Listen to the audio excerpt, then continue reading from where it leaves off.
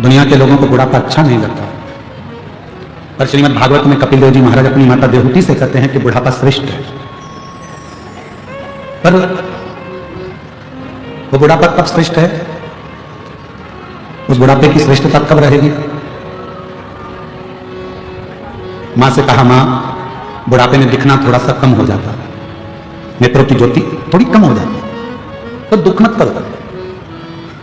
संसार बहुत देख लिया आपने, पूरा संसार भ्रमण कर लिया आपने, पूरे संसार को आपने देख लिया। अब बुढ़ापे में परमात्मा चाहता है कि आप संसार को ना देखकर इन आंखों की रोशनी मैंने जो कम करी है, इनको बंद कर कर अपने भीतर बैठे हुए भगवान देवादिदेव महादेव को झांकना प्रारंभ करो, देखना प्रारंभ करो। अब उसको देखो।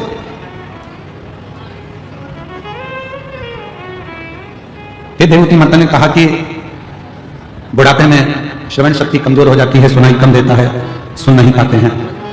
मां देवहूति से कपिल देव जी महाराज कहते हैं, मां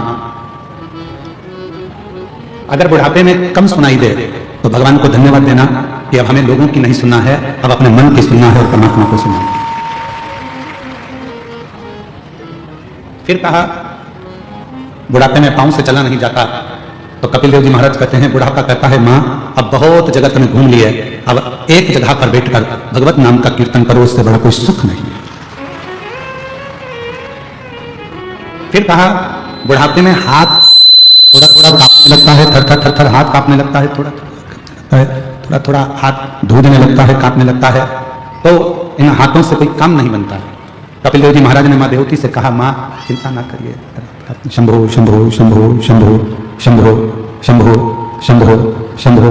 मां यदि थोड़ा बहुत हाथ कांपने भी लगे तो परमात्मा चाहता है तू माला करे, मन का एक जपे और वो तेरे हाथ धूलने से मन का दो खसक जाए तो भी राम उसको स्वीकार कर लेता है, शिव उसको स्वीकार कर लेता है। अब बुढ़ापे जैसा सुख कहां? पर बचपन खेल में खोया, जवानी नींद भर सोया, बुढ़ापा देख कर रोया, सिराने मौत हंसती है। बचपन खेल में खोया, जवानी नींद भर सोया, बुढ़ापा देख कर रोया, सिराने मौत हंसती है। बुढ़ापे में व्यक्ति मृत्यु को देखकर ऐसा सोचता है कि मेरा पूरा समय निकल गया, मेरा पूरा जीवन निकल गया, अब ना जाने शरीर का क्या होगा, इस शरीर श्रेष्ठ होगा कि नहीं होगा, इस शरीर से भजन होगा कि नहीं होगा।